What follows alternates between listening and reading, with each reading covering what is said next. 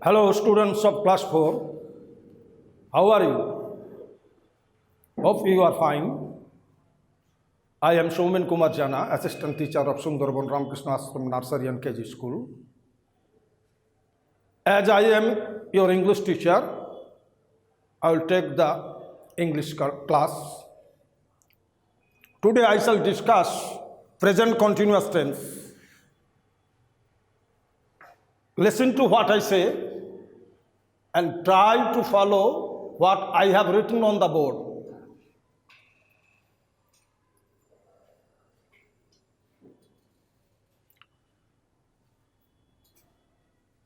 First we have to know what is present continuous tense বা আমরা বলতে পারি present continuous tenseটা কাকে বলে। The present continuous tense is used to express the action of a verb which is going on now and it is not yet complete. বাংলায় বললে বলা যায় ক্রিয়ার এই কাল দিয়ে আমরা যে কাজ এখনো চলছে বা ঘটছে বা হচ্ছে এবং শেষ হয়নি তাকেই বোঝায়। দেখো এটা তো সংজ্ঞা গেল, কিন্তু বাংলায় কি থাকলে আমরা বাক্যটিকে প্রেজেন্ট কন্টিনিউয়াস টেন্সে করব সেটা তোমাদের জানতে হবে। আমি সেটা দেখিয়ে দিয়েছি। বাংলায় ক্রিয়ার শেষে যেটা থাকবে সেটা আন্ডারলাইন অর্থাৎ তলায় দাগ দিয়ে আমি দেখিয়ে দিয়েছি। আমি খাইতেছি, তেছির নিচে দাগ আছে, বা আমি খাচ্ছি, ছয় ছয় হস্যের নিচে দাগ আছে। সে পড়িতেছে, তেছের নিচে দাগ আছে। সে পড়ছে, ছয়কার নিচে দাগ আছে। তাহারা খেলিতেছে, তেছের নিচে দাগ। তাহারা খেলছে, ছের নিচে দাগ। তোমরা দৌড়াইতেছ, তেছর নিচে দাগ। তোমরা দৌড়াচ্ছ, ছয়ছর নিচে দাগ। অর্থাৎ বুঝতে পারছ তেছি, তেছ, তেছে বা ছয় ছয় ছয় ছয়কার বা ছয় ছ বা ছি ছ ছে এমনি থাকলে বাংলায় যদি থাকে ক্রিয়ার শেষে তাহলে বাক্যটিকে আমরা প্রেজেন্ট কন্টিনিউয়াস টেন্সে ট্রান্সলেট করব।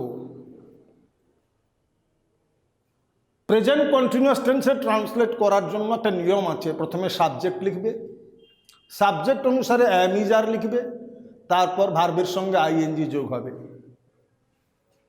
উদাহরণস্বরূপ বলতে পারি আমি খেলিতেছি বা আমি খেলছি। সাবজেক্ট এখানে আইর উপর তোমরা জানো অ্যাম বসে, আই অ্যাম বসলো। প্লে খেলা করা, তার সঙ্গে আইএনজি যোগ হলো প্লেয়িং।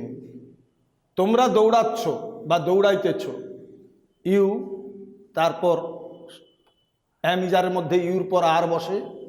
এবার running, R U N N ING. We are going, he is reading. এবার দেখো ক্রিয়ার শেষে আইএনজি যোগের নিয়ম, rules for adding ING to the verbs. অর্থাৎ কখনো তোমরা দেখছো প্লের সঙ্গে আইএনজি যোগ করে প্লেইং, কিন্তু রানের সঙ্গে আইএনজি যোগ করে এনএন হলো। এই যে ভার্বের সঙ্গে আইএনজি যোগ করার কিছু নিয়ম আছে, সেগুলো 4 নম্বর পয়েন্টে আমি ডিসকাস করেছি। ফর অ্যাডিং নম্বর 1 রুলটা কি? For adding most of the verbs need no change. For adding ING most of the verbs need no change. অর্থাৎ আইএনজি যোগ করতে বেশিরভাগ ক্রিয়ার কোনো পরিবর্তনের প্রয়োজন হয় না। এক্সাম্পল এখানে দেওয়া আছে, ইট যুক্ত আইএনজি ইটিং, ডু যুক্ত আইএনজি ডুইং, রিড যুক্ত আইএনজি রিডিং, ড্রিঙ্ক যুক্ত আইএনজি ড্রিঙ্কিং, প্লে যুক্ত আইএনজি প্লেইং। এখানে দেখো ভার্বগুলোর সঙ্গে আইএনজি যোগ হওয়ার পর ভার্বের কোনো পরিবর্তন হয় না। ফর অ্যাডিং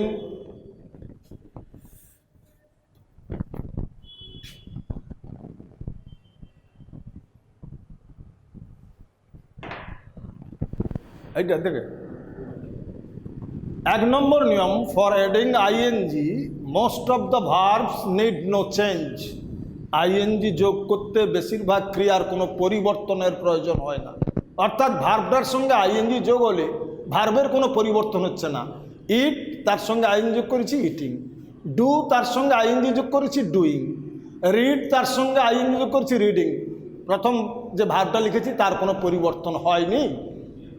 2 নম্বর নিয়ম, for adding ING to the verbs ending in E is dropped, অর্থাৎ ক্রিয়ার শেষে ই থাকলে ই বাদ দিয়ে আইএনজি যোগ করতে হয়। এই দেখো রাইজ, RISE, তার সঙ্গে আইএনজি যোগ করেছি, RISING, ইটা বাদ গেছে। মুভ, MOVING, দেখো MOVING, অর্থাৎ আইএনজি যোগ হওয়ার পর ইটা বাদ গেছে। 3 নম্বর নিয়ম, for adding ING to the verbs ending in EE, no change is made. ক্রিয়ার শেষে ই থাকলে কোনো পরিবর্তন করতে হয় না।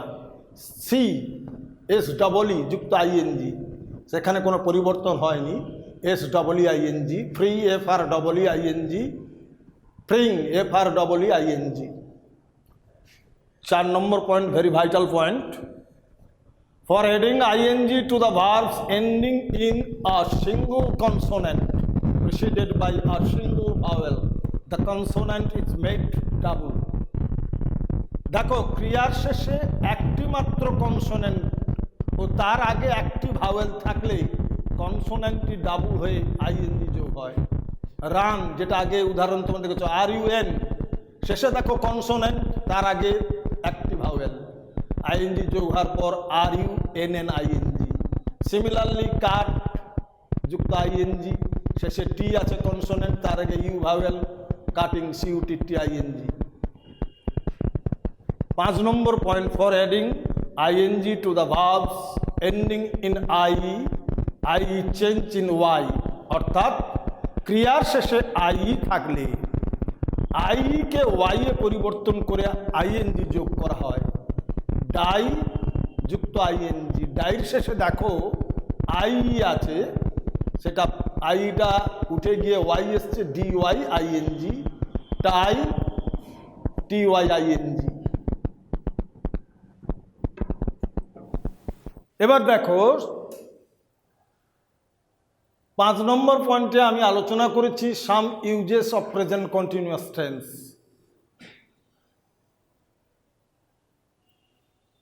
দুধারে বক্স কাটিয়ে তোমাদের কেটে দিয়ে দেখিয়ে দিয়েছি ইউজেস।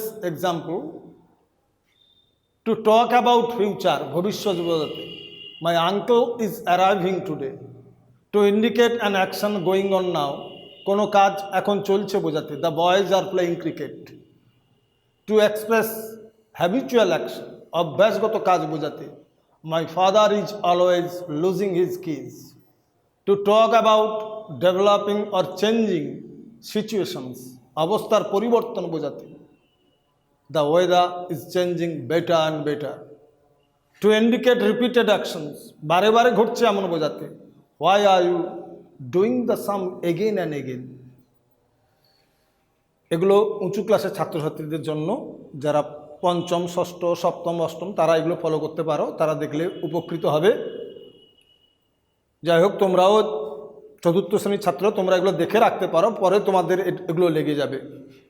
এবার difference between simple present and present continuous, অর্থাৎ প্রেজেন্ট ইনডেফিনিট এবং প্রেজেন্ট কন্টিনিউয়াসের পার্থক্য কী আমি দেখিয়ে দিয়েছি। হি লিভস ইন লন্ডন আর he is living in London. একটা হচ্ছে পার্মানেন্টলি, অর্থাৎ চিরস্থায়ীভাবে সে থাকে লন্ডনে, আর একটা থাকছে এখন লন্ডন কিন্তু নাও থাকতে পারে, এটা temporarily. Raj always does his homework regularly. Raj is always doing his homework, spends much time on homework. He passes the ball, he is passing the ball. প্রথম ঘটনাটা কুইক অ্যাকশন, দ্রুত, বলটা তাড়াতাড়ি পাস করেছে, আর এটা বলটা দিচ্ছে, এটা স্লো অ্যাকশন। এবার দেখো, সব ভার্বের কিন্তু প্রেজেন্ট কন্টিনিউয়াস টেন্স হয় না, সেগুলো আমরা মেনশন করে দিয়েছি। আমি মেনশন করে দিয়েছি সেগুলো। Some verbs are not used in the continuous tense. See, love, hate, smell, hear, need, এরকম অনেক ভার্ব আছে। যেরকম একটা এক্সাম্পল দিয়েছি, সে একটি পাখি দেখছে, he sees a bird, he sing a bird হবে না। এবার তোমাদের কিছু ট্রান্সলেশন দেওয়া আছে, উপরের নিয়ম তোমরা দেখেছো, সেই নিয়ম দেখে তোমরা ভালো করে পড়ে বুঝে এই ট্রান্সলেশনগুলো করবে।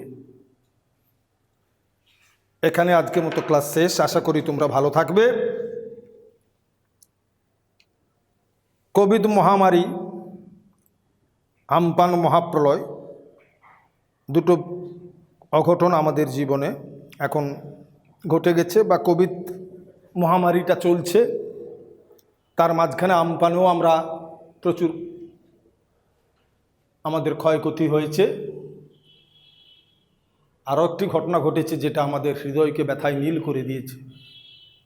আমাদের অতি প্রিয় সহকর্মী, তিনি এখন রিটায়ার্ড হয়ে গেছিলেন, কল্লোল বাবু, তিনি গত শনিবার ভোর 4টে ইহলোক ত্যাগ করে রামকৃষ্ণ লোকে চলে গেছেন। এটা আমাদের কাছে হৃদয় বিদারক ঘটনা।